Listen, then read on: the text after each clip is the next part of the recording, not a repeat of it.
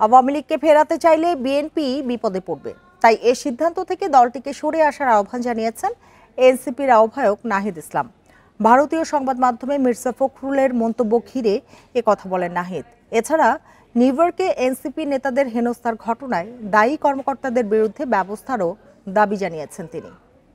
Bundle থাকলে প্রতি সেনমানিতে টাকা বাঁচবে। বিকাশ সেনমানি বান্ডেল কিনে জিতুন প্রতি লেনদেনে। সাম্প্রতিক নানা ইস্যুতে এনসিপির এই জরুরি সংবাদ সম্মেলনের আয়োজন। মঙ্গলবার বিকেলে রাজধানীর বাংলা মোটরে কেন্দ্রীয় কার্যালয়ে কথা বলেন দলের আহ্বায়ক নাহিদ ইসলাম। নির্বাচন কমিশনের সঙ্গে আলোচনার বিষয়ে নাহিদ জানান, তারা শাপলা প্রতীকের ব্যাপারে এখনো অনড় অবস্থানে। শাপলা প্রতীক না দেবার কোনো আইনগত যুক্তি তারা নির্বাচন কমিশন আমাদেরকে দেখাতে পারেনি, ফলে আমরা এখন পর্যন্ত শাপলা প্রতীকই অটল আছি। আওয়ামী লীগ বিষয়ে ভারতীয় গণমাধ্যমে মির্জা ফখরুলের মন্তব্য নিয়ে প্রশ্ন করা হয় নাহিদকে। জবাবে পুনর্বাসনের চেষ্টা থেকে বিএনপির সরে আসা উচিত বলে মন্তব্য করেন এনসিপির আহ্বায়ক। যদি আওয়ামী লীগকে পুনর্বাসন করার রাজনীতি এখন বিএনপি গ্রহণ করে থাকে, তাহলে সেই রাজনীতি বিএনপির জন্য কাল হয়ে দাঁড়াবে। ফলে আমরা বলবো যে বিএনপিকে আমরা গণ অভ্যুত্থানের অংশীদার মনে করি, আমাদের ফ্যাসিবাদ বিরোধী লড়াইয়ের অংশীদার মনে করি।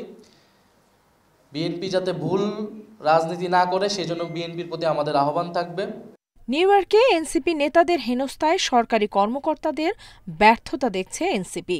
দায়ীদের শনাক্ত ও শাস্তিমূলক ব্যবস্থার দাবিও জানান নাহিদ।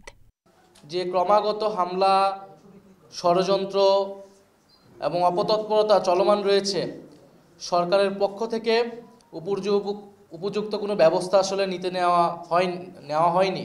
সরকার এবং পররাষ্ট্র মন্ত্রণালয় থেকে নিরাপত্তা প্রদানের যেই ধরনের ব্যবস্থা নেওয়া হয়েছিল, সেই ব্যবস্থাগুলো যথাযথ ছিল না বলেই ঘটনা ঘটতে পেরেছিল। প্রধান উপদেষ্টার সফর সঙ্গীদের হেনস্থার ঘটনায় বিক্ষোভ করে এনসিপি। সন্ধ্যায় শাহবাগে মিছিলে অংশ নেন কর্মী সমর্থকরা। এছাড়া চট্টগ্রাম সহ বিভিন্ন স্থানেও হয়েছে বিক্ষোভ। নুরসেলিনা শিউলি, ইন্ডিপেন্ডেন্ট নিউজ, ঢাকা।